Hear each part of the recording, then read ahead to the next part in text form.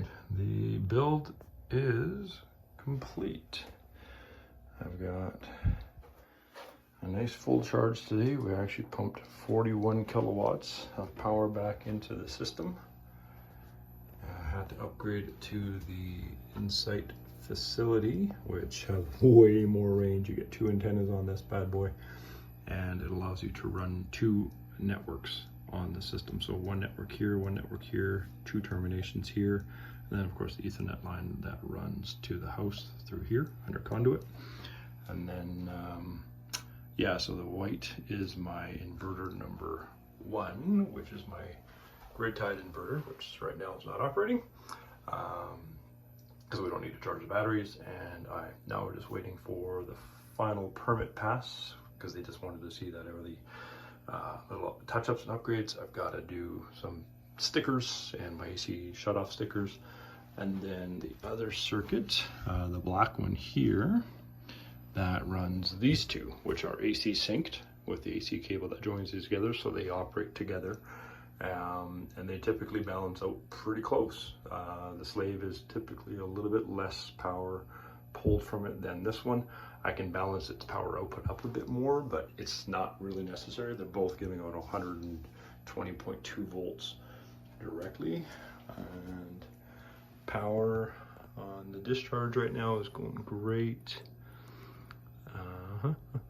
270 amps. That should actually be reading. I know that's about right. These guys drained right down to about 15 to 20% today. Even less, 10 to 15%. I allowed it, and it actually helped them balance out a little bit tighter together, which was nice to see.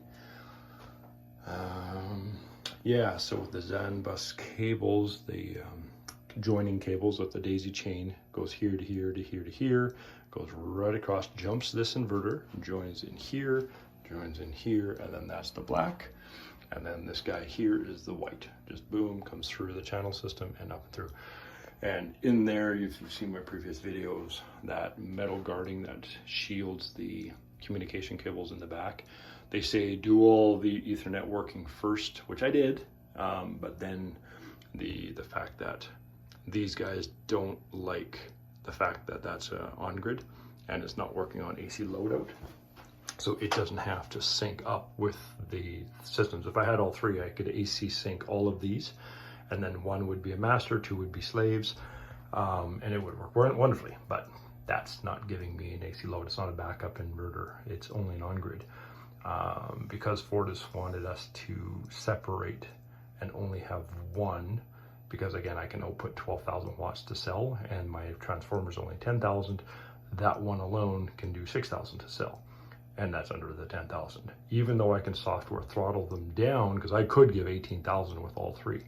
So in the future, if they upgrade the transformer and the wires, I could start selling 18,000 watts, which would be awesome. But right now I'm hardware limited in Parkland County, Alberta area, and my software is set at maximum output is 6,000 watts. So they're safe. They're happy that I can't pop their inverter, their transformer. So that's what's going on there. And we have had this thing pull twice to charge the batteries up on really cloudy, goofy days. And yeah, it does great. It'll give 140 amps of charge. That gets split between all 3. I've only seen it actually hit 108, which it can pull more if it needed to, but it didn't. I guess it didn't need to. So 108 divided by 3 is like what, 35-ish? Yeah, about 35 amps into each of these. So it's a slower charge. These things are designed to take up to 90 amps of charge, and these guys will do that. They're extremely powerful.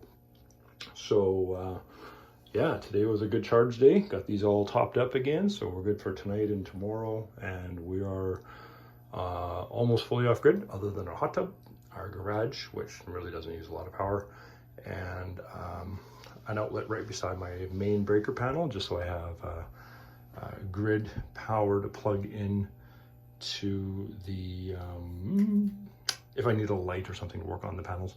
And then one more outlet. That the circuit wire was just too short to reach the new panel, because the old panel was mounted at 6'7" on the top breaker, and new rules are 5'7" max on any retrofits and stuff. So it's like a foot lower, and the wire didn't reach. So I just left it on the old, and it's like an outdoor under the deck kind of outlet. So there we go. And this room is like 26, 27 degrees right now, and it's -5 outside. So it's our installation worked. I'm very excited about that. I'm actually going to have to get a cooling unit to plug into the port so I can bring cold air in, because this will definitely overheat in the summer.